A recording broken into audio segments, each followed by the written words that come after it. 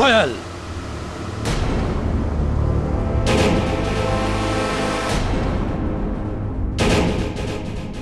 क्या बचपना है ये? मैं बच्ची नहीं हूँ अंकल, नहीं नहीं मैं बच्ची। मुझे अपनी जायदाद चाहिए अभी, राइट नाउ।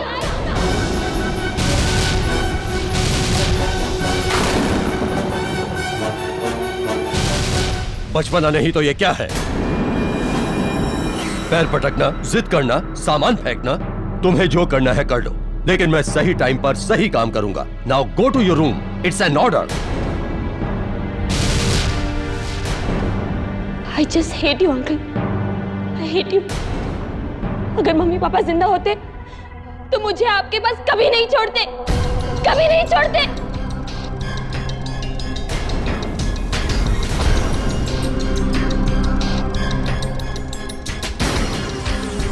कर्नल साहब, कोयल अभी बच्ची है, उसकी बातों का बुरा मत मानिए।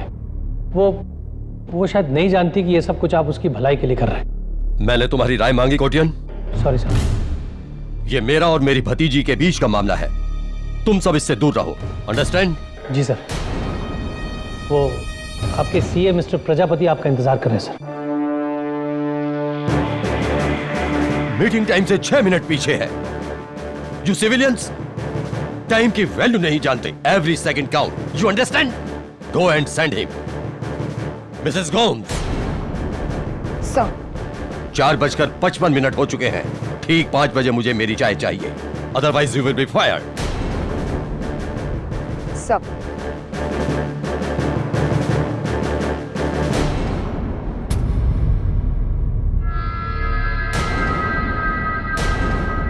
तुम्हें शूट करने का जी चाह रहा है प्रजापति? क्या बकवास ऑडिट करके लाए हो अकाउंट का? अरे तुमसे अच्छा सीए तो ये मेरा पीए है। कल सुबह 11:20 तक मुझे ये प्रॉपर ऑडिट चाहिए, अंडरस्टैंड? पक्का पक्का कर्नल साहब। वो कोयल अपनी जायदाद में से कुछ एडवांस मांग रही थी। मुझसे बिना पूछे कुछ मत दो उसे, नादान है वो, उसे कुछ समझ नहीं है।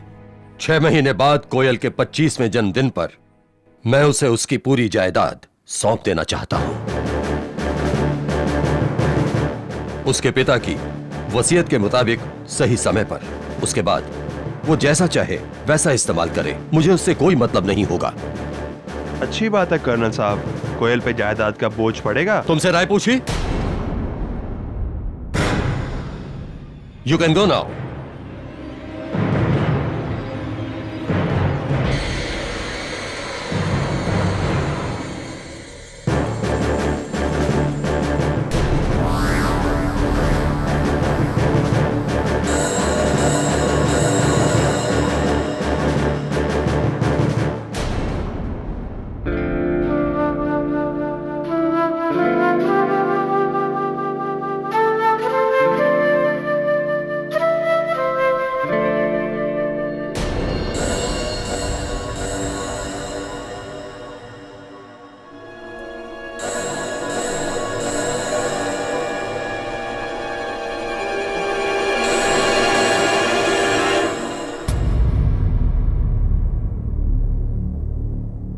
रो मत कोयल बेटी, मैं तेरा दर्द समझती हूँ। नहीं मिसेस गोम्स, अंकल मुझे मेरे ही जायदाद के लिए ऐसे तड़पा नहीं सकते। मैं सोच रही हूँ कि मैं किसी लॉयर से बात करूं। तू अंकल पर केस करेगी? अंकल नहीं है वो, नहीं है मेरे अंकल, वक्त के पावन जल्लाद है। काश वो मेरी जिंदगी में नहीं होते, काश।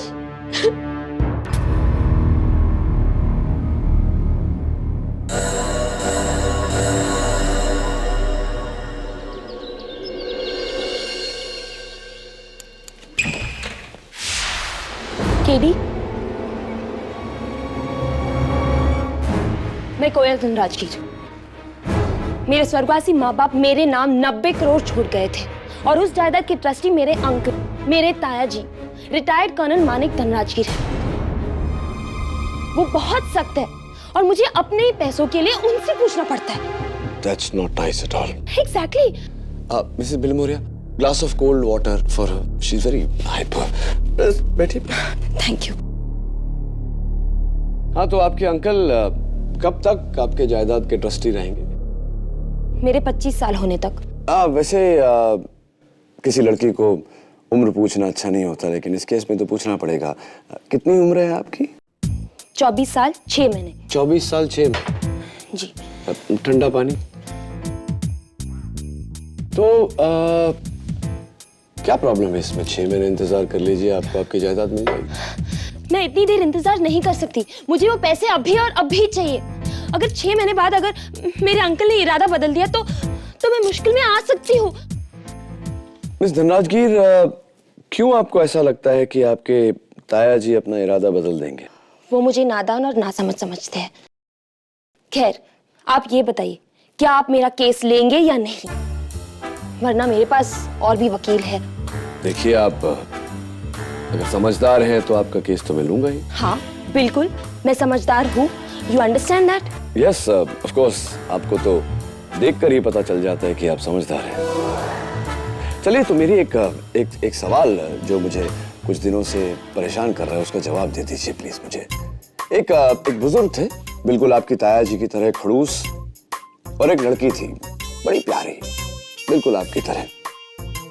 तो एक दिन बुजुर्ग ने लड़की से कहा कि बाजार जाओ और ऐसी कोई चीज लाओ जो इतनी बड़ी हो कि पूरा कमरा भर जाए, और इतनी छोटी भी हो कि जेब में फिट हो जाए। I can't find the answer. बताइए, आप समझ में आया कुछ? इतनी बड़ी चीज जो कमरा भर जाए जी, और इतनी छोटी जो जेब में आ जाए। जी। ये कैसा बचकाना सवाल है? मैं ये जवाब नहीं दूंगी। Okay, no problem. तो फिर मेरा जवाब सुन लीजिए। मुझे लगता है कि 90 करोड़ रुपयों के लिए 6 महीना इंतजार करने में कोई हर्ज नहीं, कोई बुराई नहीं। You should wait.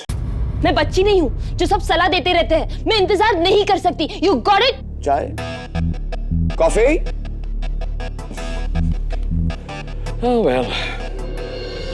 वो वकील का आइडिया बेकार निकला। अब तुम्हें ही कुछ करना पड़ेगा नयन, तुम्हें ही कुछ करना पड़ेगा,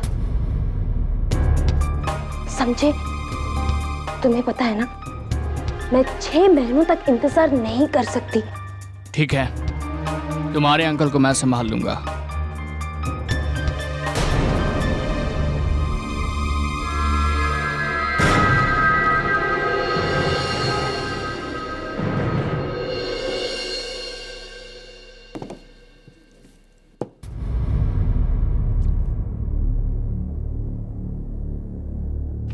सावंत, तुझे पता है, सच तो यह है कि केडी पाठक मेरे बिना एक केस भी नहीं जीत सकता। मैं एक फोन घुमा दूं ना।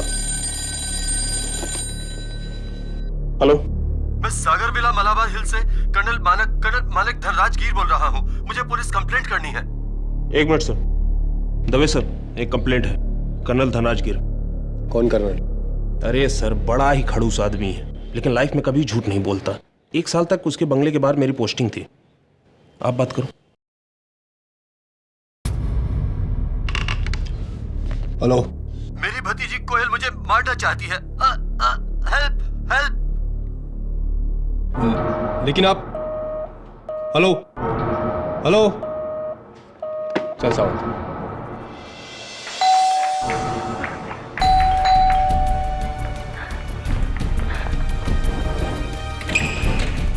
इंस्पेक्टर साहब, कर्नल का है? ऊपर कमरे में वहाँ एक आदमी है, मैंने उसे बंद करके रखा है। अब जल्दी चलिए प्लीज। चलो।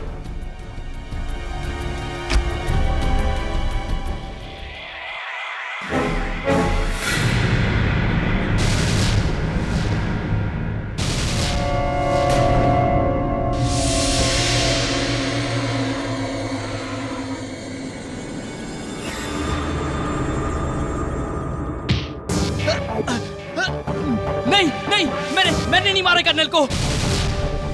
मैंने कुछ नहीं किया है, मैंने कुछ नहीं किया।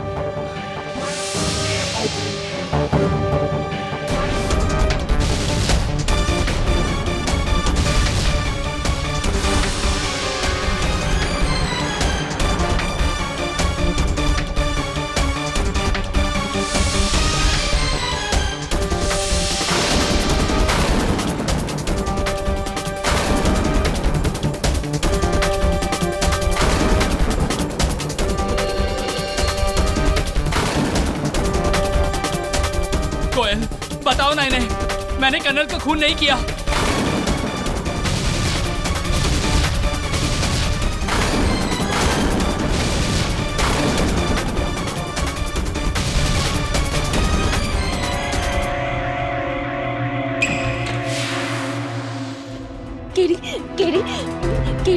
Kerry, you only can help me, please help me.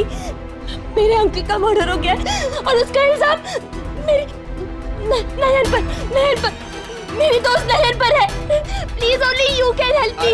I will calm down. Sit down. No, you listen to me. You can only help me. अगर उसे कुछ हुआ ना, मैं जीती जी मर जाऊंगी. कुछ नहीं होगा. मैं मर जाऊंगी. Calm down. I'll die. Nothing will happen. Calm down. No, you listen to me. Help me, please. Mrs. Bhimore, आप. No, Kerry, listen to me. You have to help me.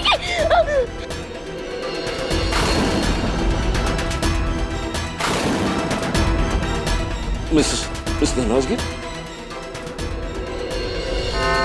ठीक 10:45 पर कर्नल धनराजगिर का खून हुआ। जब हम वहां पहुंचे तो हमने इस लड़के को रंगे हाथों पकड़ा। तुम्हारा पूरा नाम नयन चक्रवर्ती है और तुम एक पेंटर हो, आर्टिस्ट। जी। उस दिन कर्नल धनराजगिर के बंगले में, उनके कमरे में तुम क्या कर रहे थे? जी, कोयल के कहने पर मैं कर्नल धनराजगिर को कन्विंस करने गया था कि उसकी जायदाद उसे दे दे। और जब वो नहीं माने तो तुमने उन्हें धमकी दी और गुस्से में आकर उन्होंने पुलिस को फोन किया और उस दौरान तुमने इस चाकू से कर्नल का मर्डर किया। नहीं, मैं जब उनके कमरे में पहुंचा तो उनकी लाश ऑलरेडी फर्श पर पड़ी हुई थी। तुम उनके कमरे में कितने बजे पहुंचे? मेरे हाथ में घड़ी नहीं थी, पर तुम्हारे हाथ में चाकू था और उस चाकू पर तुम्हारी उंगलियों के निशान।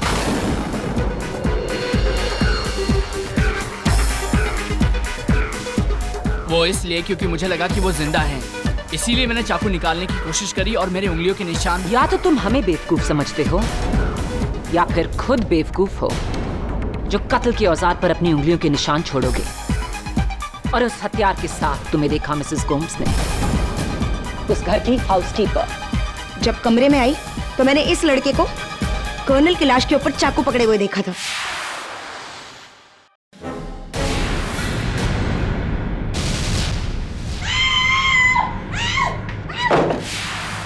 अब तो और भी पक्का हो गया कि खून तुम ही ने किया नयन।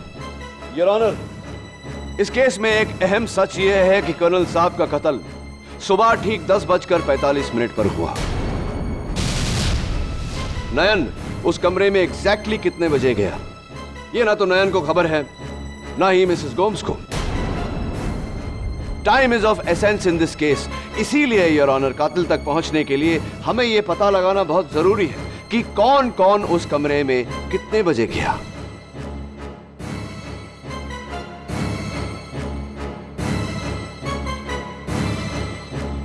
हाँ तो मिसेस गोम्स, सबसे पहले उस दिन आप कर्नल साहब के कमरे में गई थी। जी।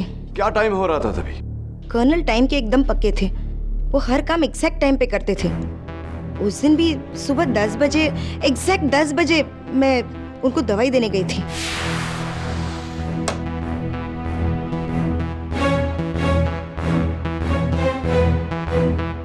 सब मेडिसिन का टाइम हो गया। गर्मी हो रही है, एसी ऑन करो।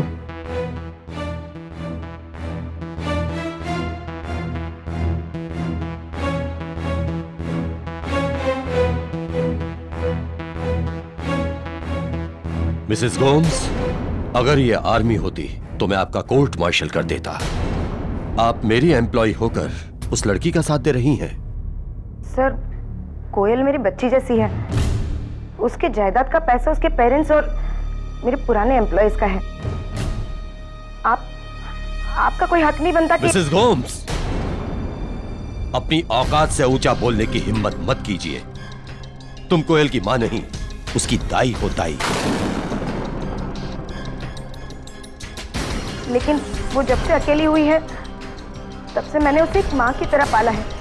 और आपकी वजह से उसे कोई तकलीफ हो ये मैं देख नहीं सकती। और मैं भी तुम्हें देखने नहीं दूंगा। ये महीना खत्म होते ही मैं तुम्हें इस नौकरी से निकाल दूंगा। आप ऐसा नहीं कर सकते। मैंने अपनी लाइफ के 30 साल दिए इस घर को। You can't do this to me. अपनी भतीजी को तुम जैसे भड़काने वाले लोगों से बचाने के लिए मैं कुछ भी कर सकता हूं। Get out.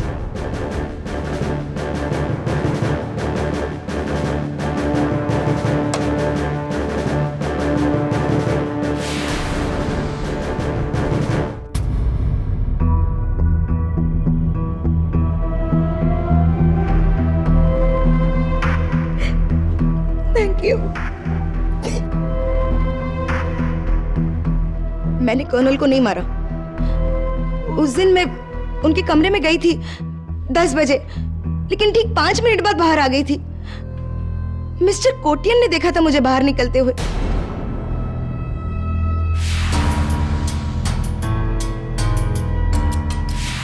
Yes your honour, Mrs Gomes बिल्कुल सच बोल रही है। मैं कर्नल साहब के ऑर्डर के अनुसार रोज 10:05 पर उन्हें उनके अपॉइंटमेंट की लिस्ट देता था। कम इन।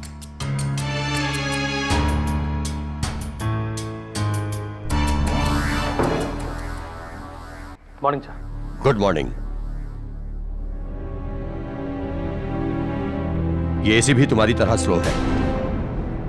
इसका टेम्परेचर लो करो। जी सर।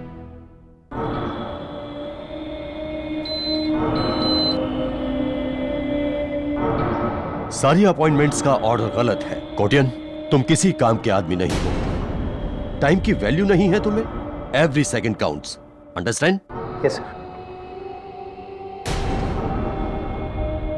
मेरा निकम्मा सीए प्रजापति आने वाला था। आया क्या? जी अभी तक तो नहीं। अरे तो फोन लगा उसे। अगर आज भी वो लेट आया ना तो उसकी नौकरी तो गई। I will throw him out. जी सर, अभी लगा था सर।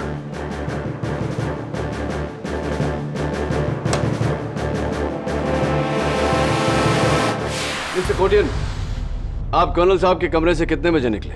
जी ठीक 10:11 पर। क्या बात है, टाइम तो बहुत अच्छी तरह याद है आपको। जी। एनीवे, आपके बाद कौन गया था उस कमरे में? जी चार्टर्ड अकाउंटेंट साहब मिस्टर प्रजापति, ठीक 10:15 पर।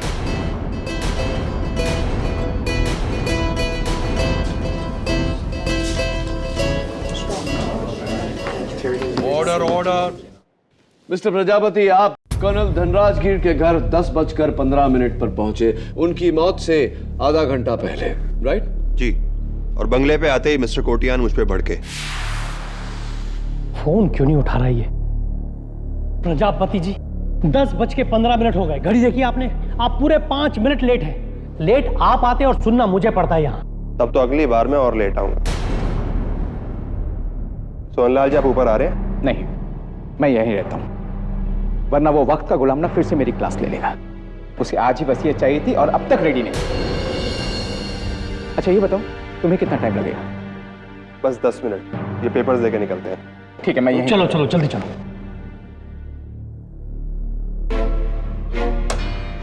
एक्सक्यूज मी कर्नल साहब, मिस्टर प्रजापति से भेजो। जी।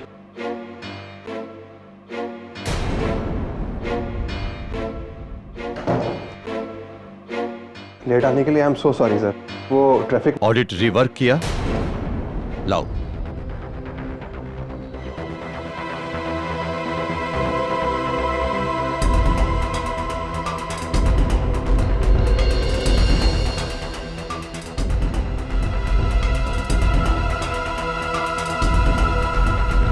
सब कुछ इन ऑर्डर सर।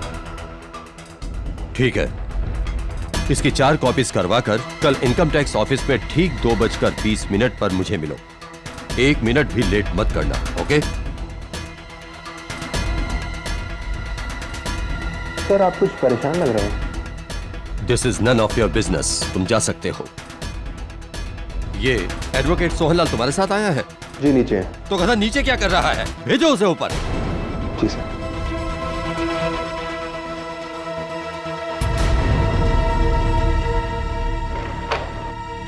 तो आप उस कमरे में दाखिल हुए 10:22 पर और आप 10:34 पर उस कमरे से निकले।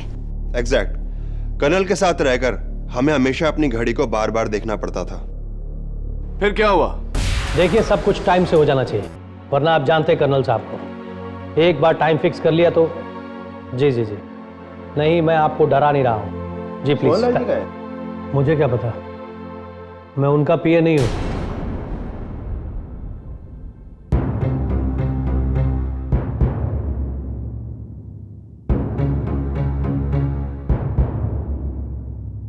अरे सोनलाल जी, कहाँ थे आप? हाँ, वो वॉशरूम में था। कर्नल आपको ऊपर बुला रहे हैं।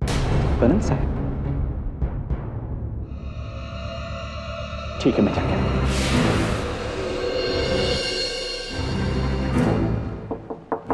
कर्नल साहब। सोहनलाल, वसीयत लाए हो? नहीं साहब, वो कल तक हो जाएगा। Then get lost. Get out from here. Colonel ने मुझे दरवाजे से ही भगा दिया। और आपने खूनी को या कुछ नहीं देखा? देखा मैंने, कोयल धनराज गिर।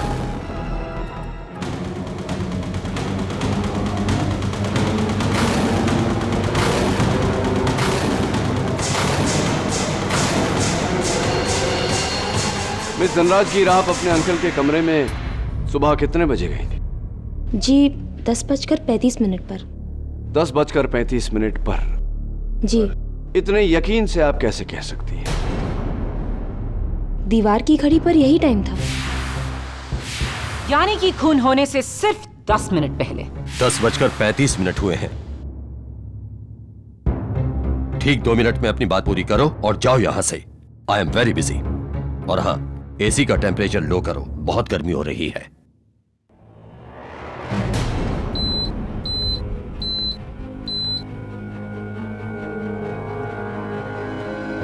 अंकल, मैं आपसे आखिरी बार पूछ रही हूँ, क्या आप मेरी जायदाद मेरे नाम कर रहे हो या नहीं? मैं भी तुम्हें आखिरी बार बोल रहा हूं। तुम्हारे पिता की वसीयत के मुताबिक जब तक तुम 25 बरस की नहीं हो जाती तब तक तुम्हारी जायदाद तुम्हें नहीं मिल सकती। अभी 6 महीने बाकी हैं, तब तक इंतजार करो। That's it. और रुको, ये फोटो देखती जाओ। ये कैप्टन रघुवीर सिंह है, अच्छी फैमिली से बिलोंग करता है, संस्कारी लड़का है। 6 महीने बाद तुम्हारी शादी मैं इससे करने वाला हूं। पर अंकल। मुझ पर भरोसा रखो कोयल, तुम अपना अच्छा बुरा नहीं समझती। मैं जो कुछ भी करूंगा ठीक करूंगा। 2 मिनट हो गए, you can go now.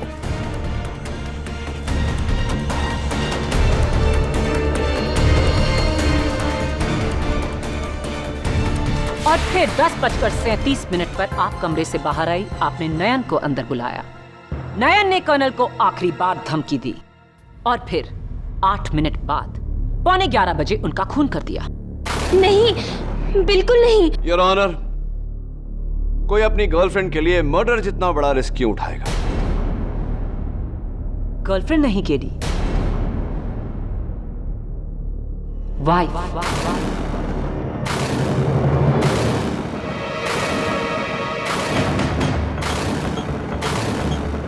Your honour, कोई अपनी गर्लफ्रेंड के लिए मर्डर जितना बड़ा रिस्क क्यों उठाएगा?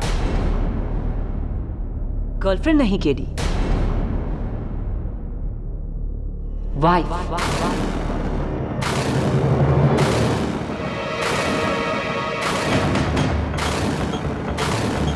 ये है कोयल धनराज गिर और नयन का मैरिज सर्टिफिकेट जो हमें फैमिली कोर्ट से मिला है। आप कोयल के दोस्त नहीं, बॉयफ्रेंड नहीं, बल्कि पति हैं। आप दोनों ने दुनिया से छुपकर शादी की और आपका यह राज 7 महीने के बाद दुनिया के सामने खुलने वाला था। और वो इसलिए क्योंकि कोयल 2 महीने प्रेग्नेंट है।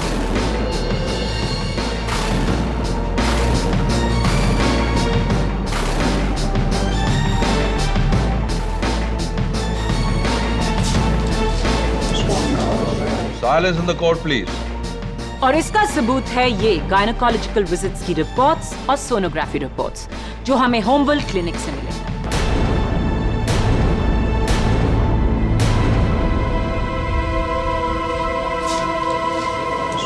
योर ऑनर, अब मेरी समझ में आया कि क्यों कोयल 6 महीने भी इंतजार नहीं कर सकती थी।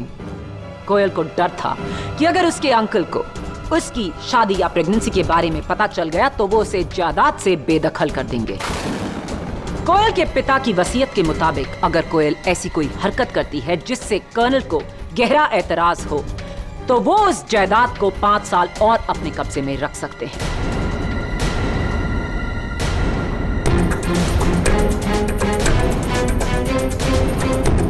और उस जायदाद के चक्कर में कोयल के कहने पर नयन ने बड़ी बेरहमी से कर्नल धनराजगीर की हत्या की ताकि उसके बाद सारी जायदाद कोयल की यानी कि नयन की हो जाए। और इसका सबसे बड़ा सबूत है चाकू पर नयन की उंगलियों के निशान और कर्नल धनराजगीर का वो फोन कॉल जहां उन्होंने साफ कहा कि कोयल उन्हें मारने की धमकी दे रही है। हेलो, मेरी कोयल भतीजी मुझे मारना चाहती है।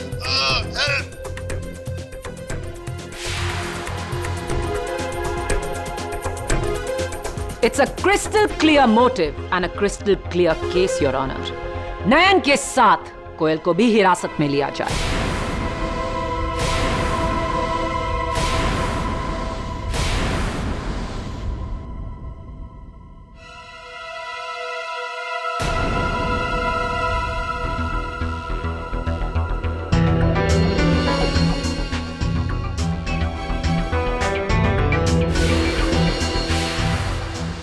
मैं कर्नल साहब के ऑर्डर के अनुसार रोज 10:05 पर उन्हें उनके अपॉइंटमेंट की लिस्ट देता था।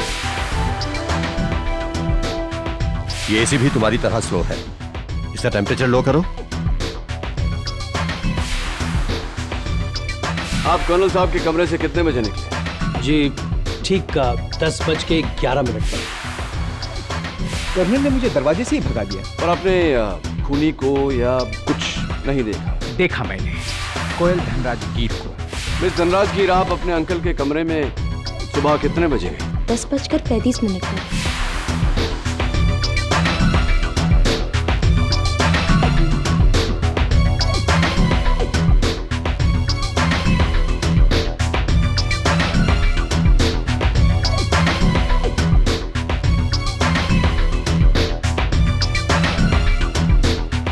एसी का टेम्परेचर लो करो, बहुत गर्मी हो रही है।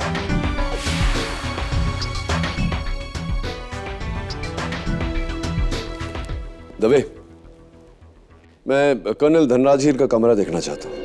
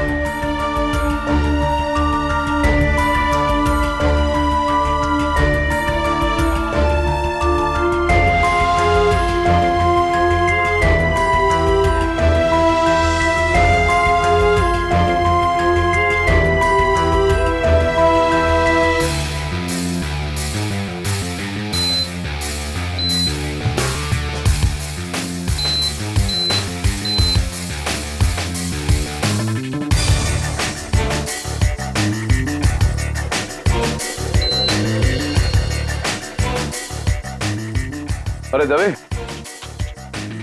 पुलिस स्टेशन में जब कर्नल साहब का फोन आया था तो फोन तुमने उठाया था किसी और ने? सावंत ने। वो साहब, मैंने ठीक 11:15 से पहले फोन कॉल उठाया था और मैंने सुना कि हवलदार सावंत, ऐसा भी तो हो सकता है कि वो आवाज जो तुमने सुनी वो कर्नल धनराजगीर की नहीं थी, किसी और की थी।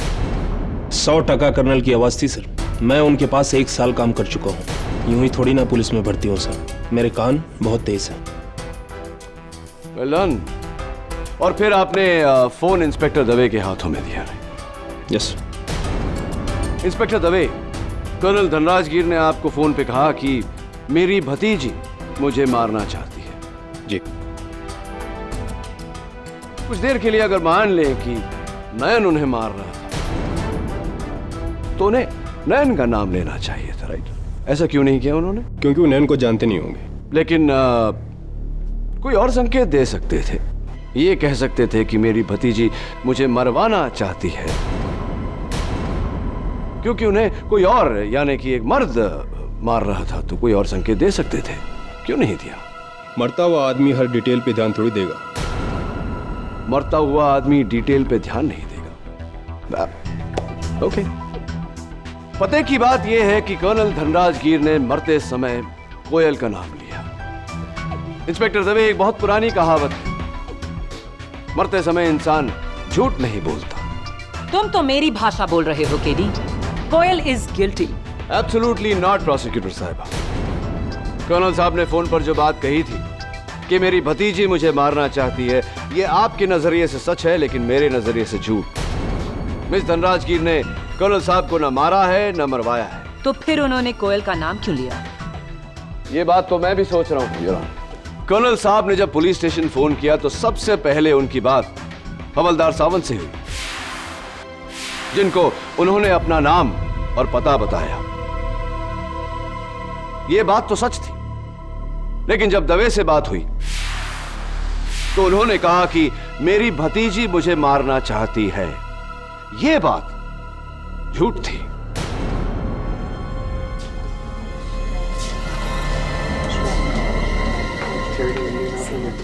Silence in the court, please. एक ही बात में, योर ऑनर, आधा सच आधा झूठ। मेरी थियरी के अनुसार वो एक नहीं दो आवाजें थी, दो इंसान थे। पहली आवाज कर्नल की, जब उन्होंने हवलदार सावंत से बात की और हवलदार ने उनकी आवाज को पहचाना। लेकिन जब दवे ने फोन पर बात की, तब वो आवाज कर्नल साहब की थी ही नहीं, किसी और की थी।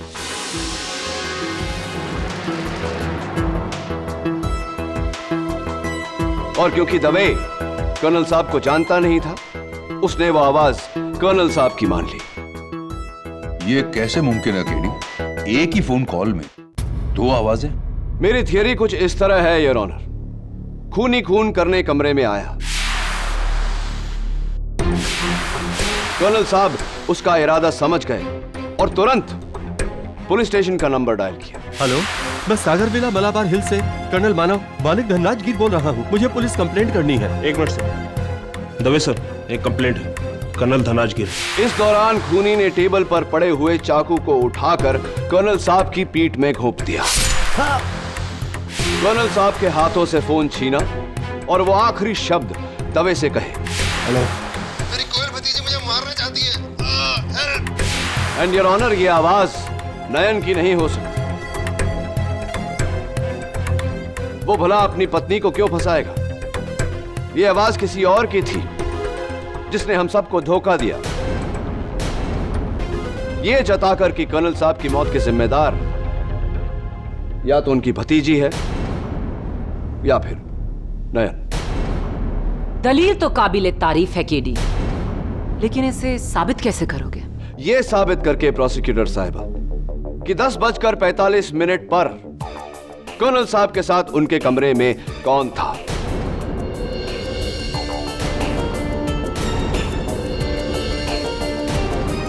यह साबित करके प्रोसिक्यूटर साहिबा कि 10:45 पर कर्नल साहब के साथ उनके कमरे में कौन था।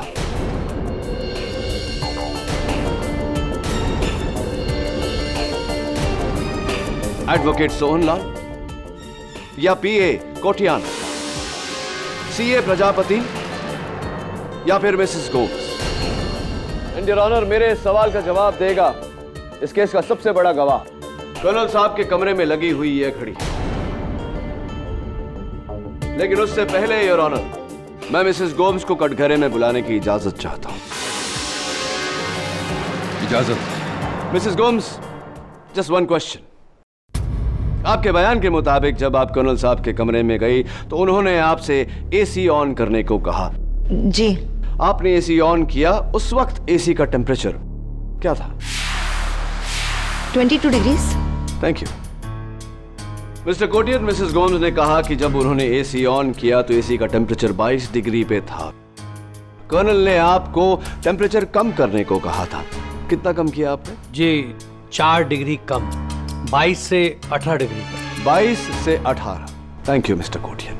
मिसेस धनराजगीर, आपने अपने अंकल के कहने पर एसी का टेम्परेचर कम करने के लिए रिमोट उठाया। क्या आपने देखा उस वक्त एसी का टेम्परेचर क्या था? 22 डिग्री, और मैंने एसी का टेम्परेचर 18 कर दिया था।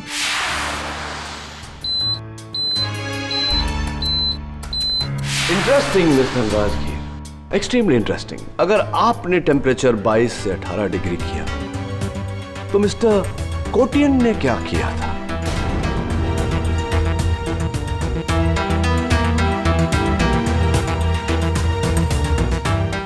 लेकिन मैंने एसी का रिमोट लेके उसे कम किया था। नहीं मिस्टर कोटियन, आपने एसी के उस रिमोट से एसी का तापमान कम नहीं किया था। आपने एसी के उस रिमोट से दीवार पर लगी हुई घड़ी का समय बदला था।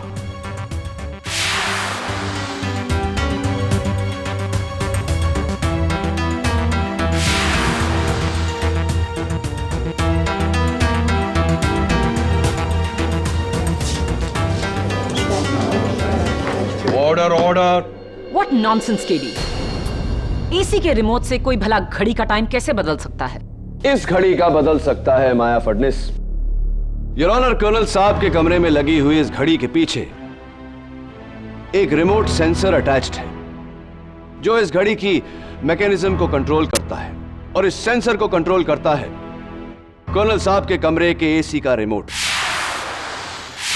सरल भाषा में योर ऑनर, अगर उस रिमोट को एसी की तरफ किया जाए तो वो एसी के टेम्परेचर को कंट्रोल करेगा, और अगर घड़ी की तरफ किया जाए तो वो घड़ी के समय को कंट्रोल करेगा।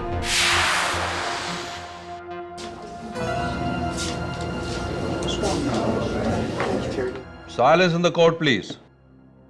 योर ऑनर, खूनी ने बड़ी चालाकी से रिमोट उठाकर एसी का टेम्परेचर नहीं बल्कि इस घड़ी का समय बदला। इसे 20 मिनट आगे किया ताकि जो भी उसके बाद उस कमरे में आए उसे गलत समय दिखे। और ये हरकत की किसने? उसी ने प्रोसिक्यूटर साहिबा जिसने इस घड़ी के साथ टैंपरिंग की।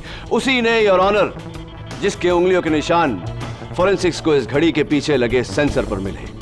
पीए मिस्टर दिलीप कोटियान।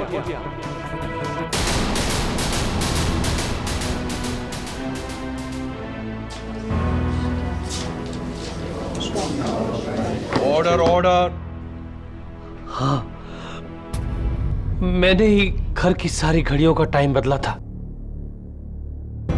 और उसके बाद मैं कर्नल साहब के कमरे में ठीक 10:05 में चला गया, और वहां जाके चुपके से मैंने उनकी घड़ी को 20 मिनट आगे कर दिया। यानी कि जिस समय आप उस कमरे से निकले तो घड़ी का टाइम 10:11 नहीं 10:31 10:31 AM था। जी।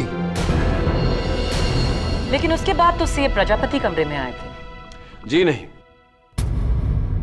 यह मिस्टर कोटियन का एक और झूठ था, क्योंकि इनके बाद उस कमरे में और कोई नहीं गया, सीधा मिस धनराजगीर गई थी।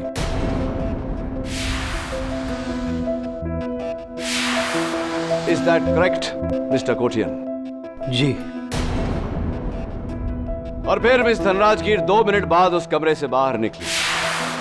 नकली टाइम 10:37, असली टाइम 10:17 10:17 AM। और कोयल के बाद कमरे में कौन आया था? कोयल के वहां से जाने के बाद सीए प्रजापति वहां आए, और उनके बाद एडवोकेट सोहनलाल जो कमरे में आए बिना वहां से चले गए। यही सीक्वेंस था ना मिस्टर कोटियन? बिल्कुल वैसा ही जैसा आपने प्लान किया था। जी, लेकिन ये सारा प्लान मेरा नहीं था। मैंने कर्नल साहब को नहीं मारा है, कर्नल साहब को मारा है उसने।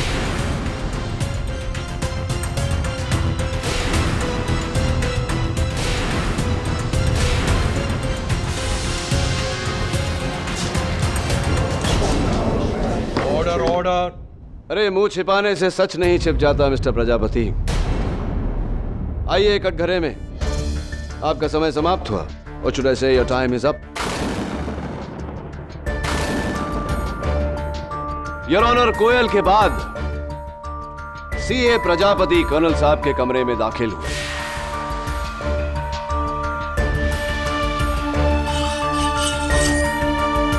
हेलो, मैं सागर विला मलाबार हिल से कर्नल मानिक धनराज गिर बोल रहा हूँ। मुझे पुलिस कंप्लेंट करनी है। मेरी कोयल भतीजी मुझे मारना चाहती है। Help help. उनकी जान ली, उनके हाथ से फोन छीना, पुलिस से बात करके उनको गुमराह किया, फिर नीचे जाकर एडवोकेट सोहनलाल को ऊपर भेजा ताकि सबको यह लगे कि कर्नल साहब जिंदा है। एडवोकेट सोहनलाल ने जो आवाज सुनी थी वो कर्नल साहब की नहीं, पीए दिलीप कोटियान की थी। कर्नल साहब। सोहनलाल, वसीयत लाए हो? नहीं साहब, वो कल तक हो जाएगा। Get lost, get out of here. Am I right, mister Prajapati? जी। और घर की तमाम घड़ियों के साथ एडवोकेट सोहनलाल की घड़ी को भी 20 मिनट आगे कर दिया गया। और मेरा शक आप पर ही है मिस्टर प्रजापति। क्या मेरा शक सही है?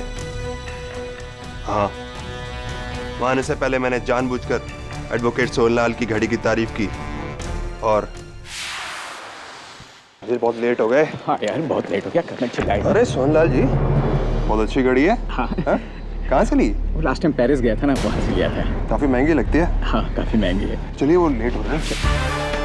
जिस तरह पीए कोटियन ने टाइम को आगे किया था, पुलिस के वहां आते ही उसने उसी तरह टाइम को 20 मिनट पीछे कर दिया ताकि किसी को शक न हो।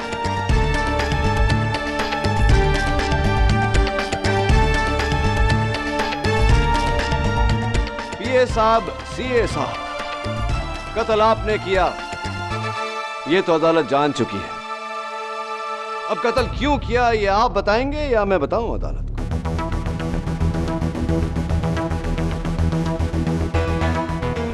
कर्नल धनराज गिर के टैक्स ऑडिट में गड़बड़ इसलिए थी क्योंकि मैंने उसमें करोड़ों का हेरफेर किया था।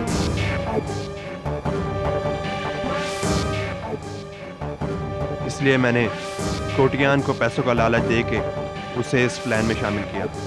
हम दोनों ने ही कमरे की घड़ी का टाइम बढ़ाया ताकि कोयल को लगे कि वो 10:35 पर कर्नल से मिली।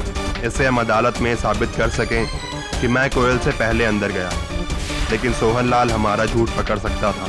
इसलिए हमने उसकी घड़ी में भी टाइम चेंज किया ताकि उसे भी लगे कि वो कर्नल से 10:45 से पहले मिला, न कि बाद में, जिससे हम कोयल को फंसा सकें और अदालत को लगे कि वो उस कमरे में सबसे आखिर में आई थी और शक उस पर जाता। और फिर नयन के वहां आने से हमें लगा कि अब तो हमारा बचना और भी आसान हो गया। जज साहब, खून मैंने किया है। नया निर्दोष है। The defense rests, Your Honor. यह अदालत मिस्टर प्रभात प्रजापति और मिस्टर दिलीप कोटियन को हिरासत में लेते हुए मिस्टर नयन चक्रवर्ती को बाइज्जत बरी करती है।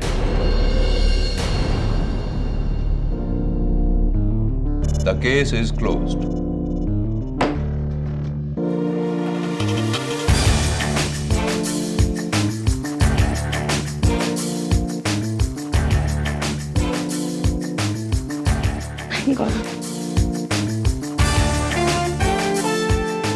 Congratulations. Thank you KD. Thank you KD, thank you very much. You're welcome. KD, मुझे आपके पहले का जवाब मिल गया। अरे वाह, बताओ।